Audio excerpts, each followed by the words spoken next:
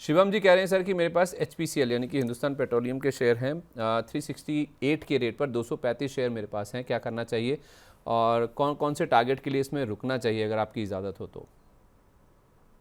देखिए, अभी पेट्रोलियम के जो जिस हिसाब से इवेंट चल रहे हैं उस हिसाब से ये सारी चीजों के लिए फिलहाल इतने ज्यादा पॉजिटिव है नहीं। बट अगर आपका नजरिया लंबी अवधि का है तो कहीं ना कहीं भी ये इनका डिविडेंड यील्ड भी अट्रैक्टिव रहता है। और बाकी सारी चीजें भी जो कहीं ना कहीं भी इसको इन्वेस्टमेंट के लिए फेवर करती है। तो अगर आपका लंबी अवधि का नजरिया है, क्योंकि ये अगर शॉर्ट टर्म में कुछ भी ऐसी चीजें होती है तो फिर वापस इसको लोअर साइड में अपने को देखने को भी मिल सकती है। लेकिन अगर लंबी अवधि है तो 450 ये रेंज का टारगेट रख के आप इसको होल्ड कर सकते हैं। अच्छा, दो तबके हैं सर, एक है रेलवे वाला। रेल टेल में हमने देखा 2 दिन में 15% का मूव आया, आज RVNL अच्छा चल रहा है, इरकॉन में भी मूव काफ़ी अच्छा है। सर ये जो रेलवे स्टॉक्स हैं ये पिटे हुए हैं, एक बात तो श्योर है, तो इनमें क्या सर एक डेड कैट बाउंस आ रहा है, स्प्रिंग दबा हुआ था वो छूटा है तो ऊपर उछल रहे हैं, या फिर सच में वैल्यू बाइंग है इनमें, मतलब कुछ पोटेंशियल है कि लंबा चल सकते हैं।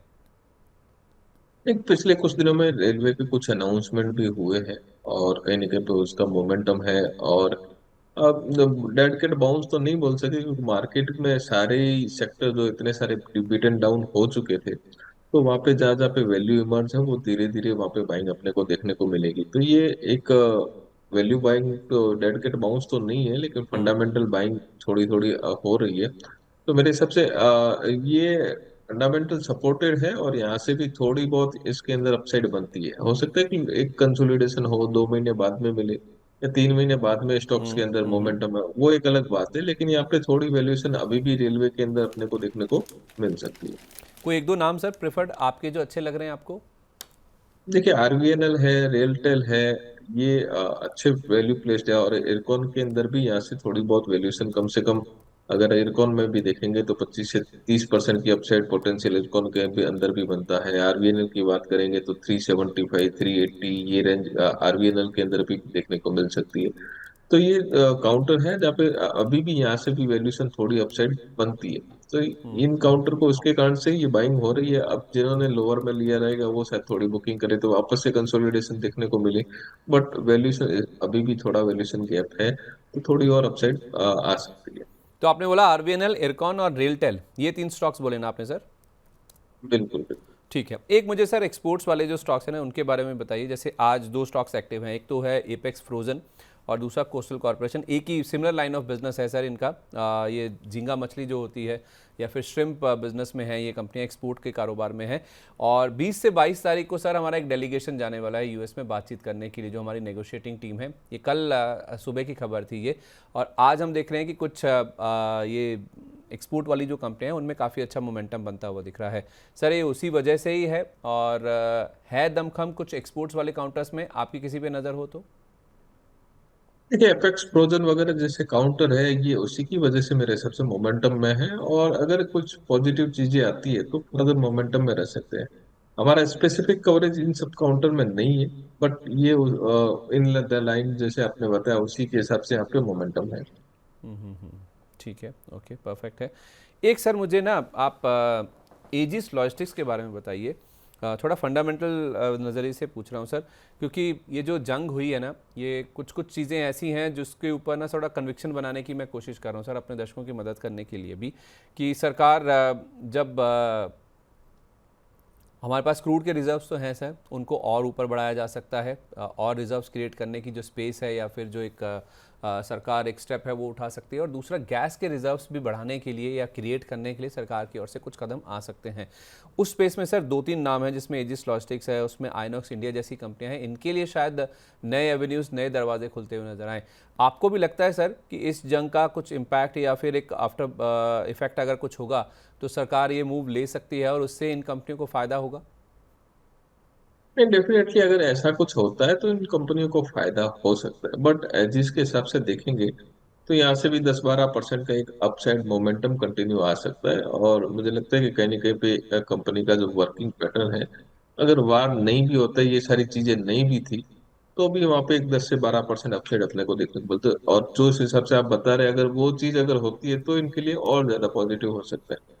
तो वो उसके बाद में इसको फर्दर रिव्यू करेंगे, लेकिन यहाँ से भी अगर आप देखेंगे तो मेरे हिसाब से 10-1% की अपसाइड या उससे भी एक बैलेंस है, वो कभी ना कभी यहाँ से भी अपने को देखने को मिल सकती है। ठीक है। परमप्रीत सिंह जी कह रहे हैं कि सर मेरे पास आज़ाद इंजीनियरिंग है 1580 के रेट पर, प्रॉफिट बुक कर लें क्या, या कोई और टारगेट है आपके हिसाब से जिसके लिए होल्ड किया जाए? नहीं, फिलहाल प्रॉफिट बुकिंग की ही सलाह रहेगी, क्योंकि इनका अच्छा खासा मोमेंट है अभी के मार्केट के हिसाब से, वापस से मौके भी कभी ना कभी मिलते रहते हैं, तो मेरे हिसाब से यहाँ पे प्रॉफिट बुकिंग की राय ही रहेगी। ठीक है, ओके। सर दो एनबीएफसीज को लेकर सवाल है। एक है एलटीएफ यानी कि एल&टी फाइनेंस, ये पुष्कर राज चौहान जी का सवाल है। 138 रुपये पर लिया हुआ है सर इन्होंने। और दूसरा एबी कैपिटल को लेकर, अच्छा इन्हीं का ही सवाल है, दोनों इन्होंने ले रखे हैं। एबी कैपिटल इनके पास 188 का लिया हुआ है। अब सवाल ये नहीं है कि इसमें से निकल जाएं या फिर मुनाफा वसूली कर लें, कह रहे हैं कि शुड आई ऐड मोर, यानी कि और ऐड कर सकते हैं क्या ये? एबी कैपिटल को ऐड किया जा सकता है, subject to medium to longer term view रहना चाहिए। यहाँ से भी अपसाइड पोटेंशियल है, स्लो एंड स्टडी को यहाँ से भी 375 400 ये रेंज आपको देखने को मिल सकती है। तो एबी कैपिटल को आराम से ऐड किया जा सकता है। एलएनटी को आपको पोर्शन जो है थोड़ा कम ऐड करना है, ये अगर ये लेवल पे करना है तो। अगर आपको डिप मिलती है 260 के करीब तो फिर वापस से, या 265 के करीब तो फिर फर्दर अब आप एडिशन किया जा सकता है। चलिए, इस बीच बिलीव नाम के हमारे एक दर्शक हैं, वो लगातार कह रहे हैं कि आप मेरा सवाल नहीं ले रहे, मेरा सवाल नहीं ले रहे। लेकिन सर अपना सवाल तो भेजिए। आप ये तो कह रहे हैं कि इसके ऊपर मेरा सवाल है, उसके नीचे मेरा सवाल है, लेकिन सवाल आपका टाइप तो कीजिए आप।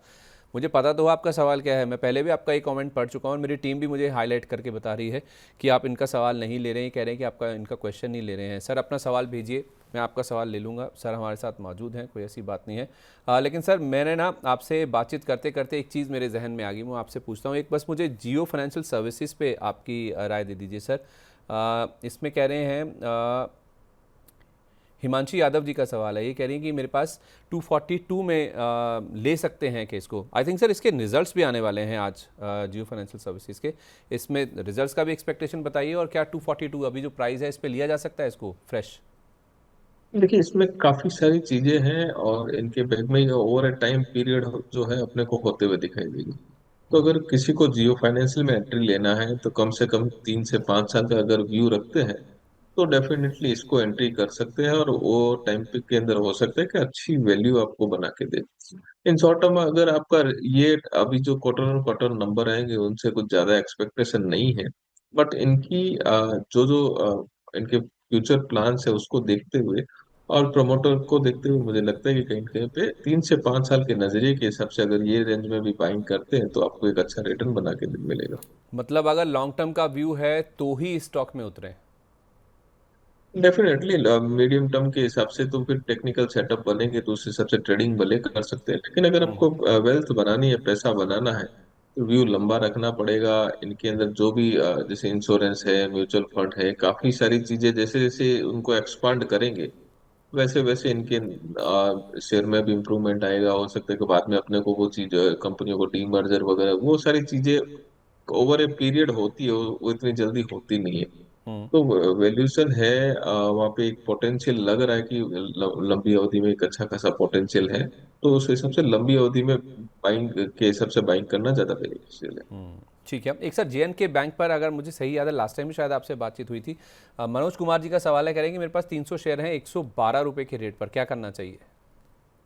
होल्ड करिए, मेरे हिसाब से अभी भी पोटेंशियल जो है यहाँ से भी एक अच्छा खासा अपसाइड का बना हुआ है। और यहाँ पे नंबर जिस हिसाब से इम्प्रूव होते हुए हैं, काफी पिछले काफी टाइम में बैलेंस शीट में इम्प्रूवमेंट हुआ है। और अभी ये अभी के हिसाब से देखेंगे तो टेक्निकल सेटअप भी अच्छा खासा पॉजिटिव होता हुआ दिखाई दे रहा है। तो यहाँ से एक स्टॉप लॉस नियर टर्म का 127 का स्टॉप लॉस है, अपर साइड में 142 फर्स्ट रेंज बनेगी, 142 के ऊपर निकलता है तो 155 ये रेंज अपने को देखने को मिल सकती है। ठीक है, ओके सर। मुझे पता है आपके जाने का समय हो गया, लेकिन मैंने जैसे कहा, एक आपसे ना बातचीत करते करते मेरे दिमाग में बातचीत आई है कि आप कह रहे थे कि जहाँ 40 से 50% की अपसाइड होती है ना, वहाँ पर हम बाइंग या फिर खरीदारी रेकमेंड करते हैं। तो मैं चाहूँगा सर कि एक दो नाम हम जान लें आपसे जो आपको अच्छे लग रहे हैं या फिर अभी पोटेंशियल रखते हैं। तो मैं चाहूँगा कि हम बढ़ें चुन चुन के वाले सेगमेंट की तरफ।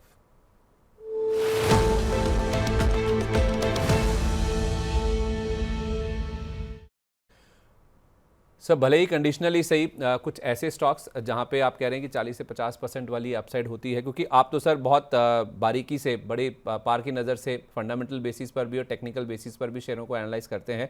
तो मैं चाहता हूं कि हमारे दर्शक ये जो मौका बना है बाजार में उसको मिस ना कर जाएं, क्योंकि आप हमारे साथ हफ्ते में एक ही बार जुड़ते हैं सर। तो एक दो तीन नाम कोई ऐसे बहुत अच्छे जो बढ़िया पोटेंशियल वाले अगर आप शेयर कर सकें हमारे दर्शकों के साथ। देखिए वैसे बहुत सारे नाम हैं, लेकिन थोड़ा सा अगर आपको व्यू, अगर आप नजरिए, लंबा नजरिए के हिसाब से रखते हैं, तो मेरे हिसाब से कैपिटल मार्केट शेयर्स के अंदर भी आपको पोटेंशियल मिलेंगे, कि फिनटेक के अंदर यहाँ से भी एक अच्छा खासा पोटेंशियल आपको देखने को मिल सकता है। पिछले कुछ दिनों के अंदर मोमेंटम भी है, तो यहाँ पे एक अच्छा खासा पोटेंशियल है। और एक आपको वैल्यू वाइज भी थोड़ा कंफर्ट आता है। ऐसा नहीं कि एकदम ही स्मॉल कैप है या एकदम ही छोटा शेयर है तो वहाँ पे स्पेस नहीं बने। तो यहाँ से कम आपको स्पेस मेरे हिसाब से 1250 1300, ये रेंज तो आपको कम से कम देखने को मिल सकती है। अगर यही रेंज में अगर थोड़े से भी नंबर इंप्रूव होते आते हैं, तो फिर ये 1400 1450 ये रेंज भी अपने को देखने को मिल सकती है। तो यहाँ पे ध्यान बना हुआ तेजी का है।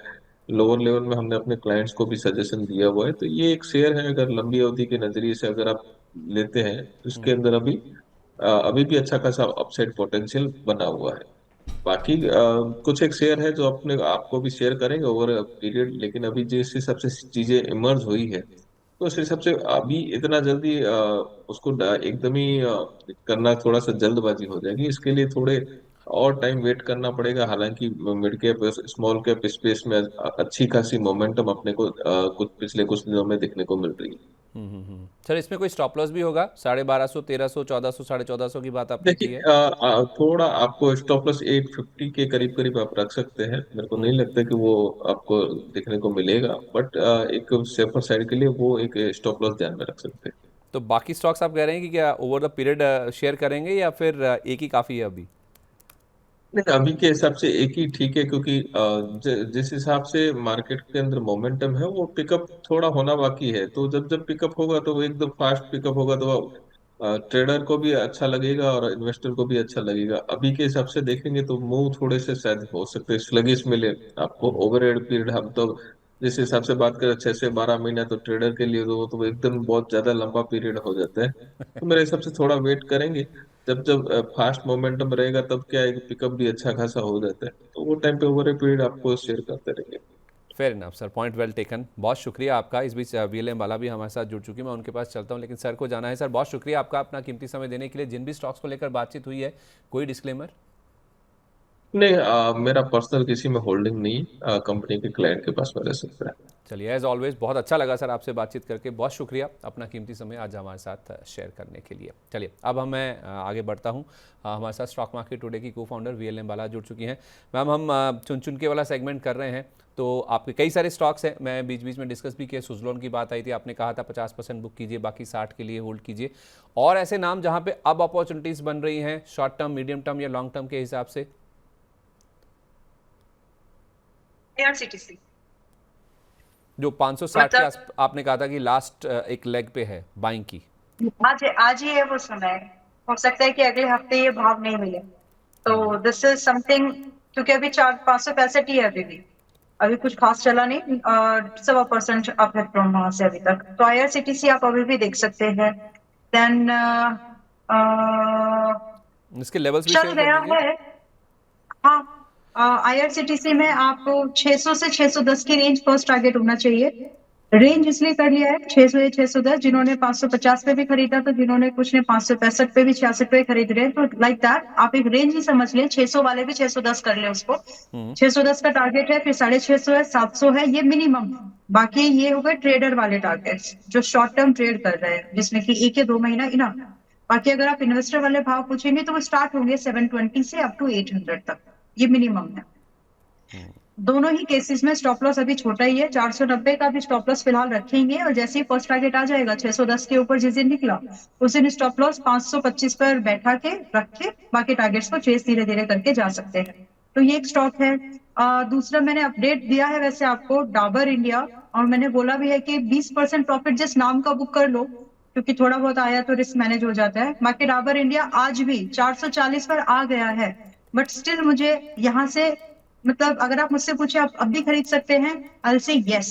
और अभी भी वैसे ही लग रहा है। तो यहाँ पर अगर आप खरीद रहे हो तो आपके लिए पहला टारगेट यहाँ पर 460 का होना चाहिए, स्विंग का 2-3 दिन का जो टारगेट है। हाउएवर अगर आप होल्ड कर जाएं तो 470 और 520 तो मिनिमम टारगेट्स है, जो कि राउंड फिगर में बोल रही हूँ ये बातें कि ये रेंज है। आप ऐसे समझ लें इसको कि 460 और 520 ये टारगेट की रेंज है। अब अपने हिसाब से आप इसमें प्रॉफिट बुकिंग जहां आपको लगे कि हाँ बस मुझे इतना ही चाहिए था ऐसे तो सबको ज्यादा ही चाहिए, बट फिर भी जहां पर आपको लगे कि बस that was I was expecting, तो फिर आप वहां पर अपने प्रॉफिट को बुक कर सकते हैं। मैं अभी भी इसमें बिल्कुल भी बेयरिश नहीं हूँ। स्टॉप लॉस चाहिए तो पहले 390 का था, वो स्टॉप लॉस अब छोटा हो गया, 410 का हो गया। अच्छा, अभी इन लेवल्स पे भी अगर कोई लेता है तो 410 रुपये का स्टॉप लॉस होगा। हाँ जी, और जिन्होंने पहले से बाय कर रखे हैं और फर्दर टारगेट्स को रिवाइज करके चेज कर रहे हैं उनके लिए भी ट्रेलिंग स्टॉप लॉस 410 का है। ठीक है, ओके, परफेक्ट है। अच्छा, इस बीच आपको बता दूं, मैं महेश सर से बात कर रहा था ना, तो महेश सर कह रहे थे कि एज एंड व्हेन जहां पता चलेगा मैं स्टॉक्स आपको रिकमेंड करता हुआ चलूँगा। उन्होंने भेज भी दिया है शैली इंजीनियरिंग, इसके लेवल्स भी मैं आपको बता देता हूँ, 2250, 2400, 2600 कह रहे हैं कि आ सकता है। स्टॉप लॉस इसका 1580 हो सकता है। आपके पास कोई और नाम भी है क्या डाबर और IRCTC के अलावा? आई थिंक इनफ है, इनको भी देख लिया। अभी ऑलरेडी कई सारे स्टॉक्स लोगों के पास एक्टिव है, तो बीच बीच में फिर ओवरडू हो जाता है वो। तो इसलिए जो एक्टिव पोजीशन है उनको रखो, टारगेट आएंगे। और जिनमें बोला है स्पेशली कि आप इसमें और इतना ही होल्ड करो, बाकी इतना ही बुक करो, बाकी होल्ड कर सकते हैं, वहां पे बहुत अच्छी पोटेंशियल है, तो आप वो थोड़ा सा ध्यान दें। बाकी जहां पर आप हैं कंटिन्यू कर सकते हैं अपने ट्रेड्स को। अभी कहीं पर भी अर्ली बुकिंग का व्यू मेरा नहीं है। जहां पर टारगेट हो गई, बल्कि मैं टारगेट रिवाइज कर रही हूँ, अगर आप नोटिस करेंगे तो। एक स्टॉक और इंक्लूड कर सकते हैं, बस ये लास्ट है एक स्टॉक और इंक्लूड कर सकते हैं विच इज 471 पर चल रहा है, TI, तिलक इंडस्ट्रीज। अब ये मेरे पोर्टफोलियो में नहीं है, और मेरे ख्याल से संदीप जी इसको रहने ही देते हैं। ठीक मुझे है। पता नहीं क्यों ऐसा लग रहा है कि शायद ये पोर्टफोलियो में रहा है, मुझे डेट याद नहीं है कि मैंने इसको कब किया है, आज की डेट में तो नहीं है, तो लेट इट बी, इसको छोड़ ही देते हैं। कोई बात नहीं, लेट इट ठीक बी। है, बहुत हाँ है। हाँ, इसकी जगह पे ITC देखेंगे। हाँ जी, ITC। ITC, हाँ अभी भी ठीक है, ITC अभी भी ठीक है, सुबह वाले प्राइस के आसपास है, कुछ खास गया नहीं इसमें से अभी। तो हम अगर इसको 300-305 के रेंज में लेंगे तो 325 ट्रेडर्स के लिए है, स्विंग ट्रेड जो करते हैं 325, बाकी 330 ट्रेडर्स के लिए है, बाकी इन्वेस्टर्स 350 370 के लिए आराम से होल्ड करके जा सकते हैं। और जो स्टॉप लॉस है अभी के लिए छोटा रखना, अगर हिट हो जाएगा तो दोबारा एक बार कहीं पर एंट्री बन सकती है तो बताऊंगी। फिलहाल के लिए स्टॉप लॉस अपना 290 पर, 290 बॉन्ड पर, 270 पर, 270 का स्टॉप लॉस रहेगा, 270 का स्टॉप लॉस मेंटेन करिए। While we are discussing it, Narayana Hrudayalaya NH पे 1820 का टारगेट आ गया है, और ये स्टॉक 13 अप्रैल को सजेस्ट किया था NH। वहां पर आप और पोजीशन को बुक मत करो, होल्ड करके जा सकते हैं। अभी 1815 पर है, 1820 आ गया, हाई उससे ज्यादा बना है। सजेशन मेरा ये है कि होल्ड करके जाओ, इसमें और अपसाइड मूवमेंट जो आपको बोला था 1900 और 2000 के टारगेट को आ सकते हैं, तो जैसा है वैसे ही कैरी करके आप जाइए। बाकी रहा स्टॉप लॉस, तो स्टॉप लॉस नारायण हृदयालय में आप 1650 का कर लीजिए, छोटा कर लीजिए। 1650 रुपये।